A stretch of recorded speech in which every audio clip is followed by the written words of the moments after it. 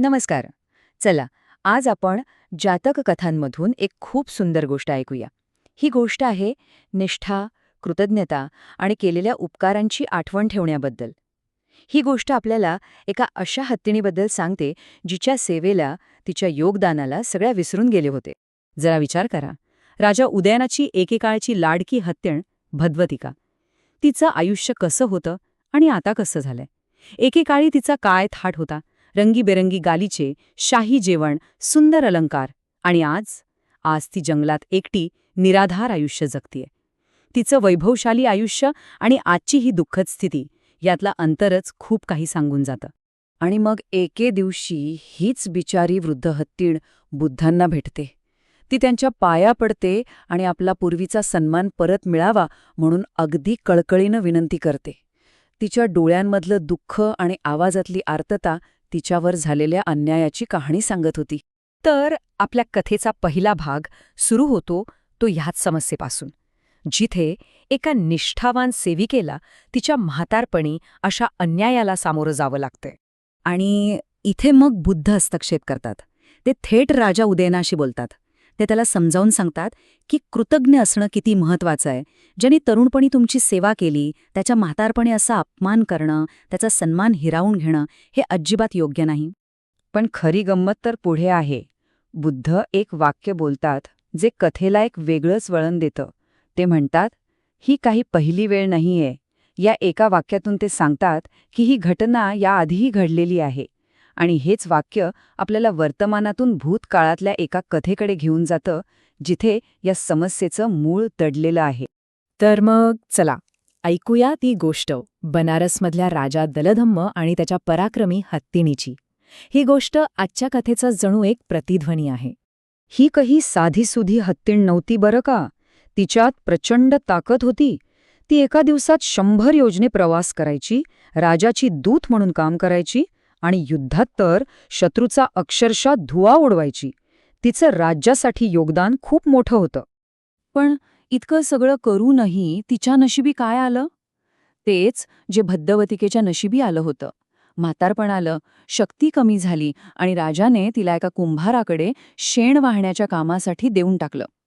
केवढा मोठा अपमान होता हा तिच्या शौर्याचा आणि निष्ठेचा.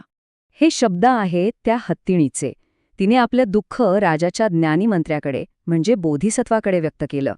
तिच्या शब्दाशब्दांतून निराशा आणि विश्वासघाताची भावना स्पष्ट दिसतीये.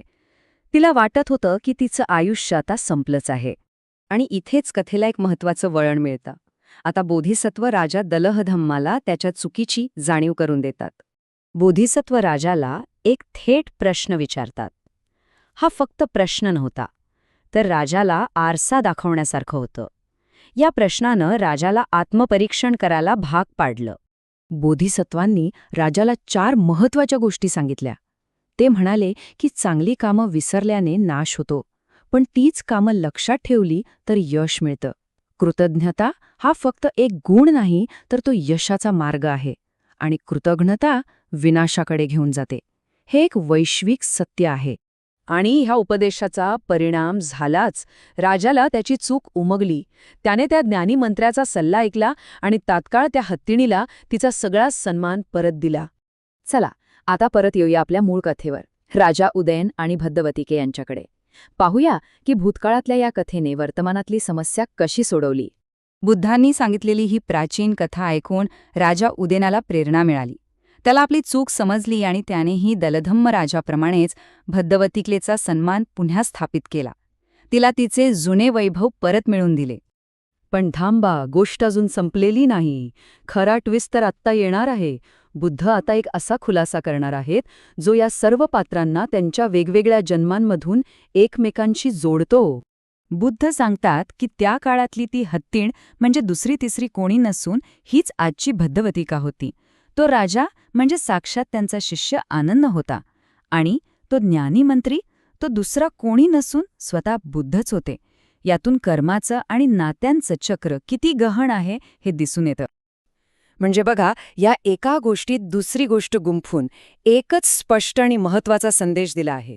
तो म्हणजे कृतज्ञतेचं महत्त्व. केलेल्या सेवेला आणि उपकारांना कधीही विसरू नये, हाच या कथेचा सार आहे. आणि आजचं विश्लेषण संपवताना एक प्रश्न आपल्या सगळ्यांच्याच मनात येतो नाही का? ही प्राचीन कथा ऐकल्यावर आपण आपल्या आयुष्यात कोणाच्या योगदानाला, कोणाच्या सेवेला गृहीत धरत आहोत, कोणाला विसरून गेलो आहोत, यावर नक्की विचार करायला हवा.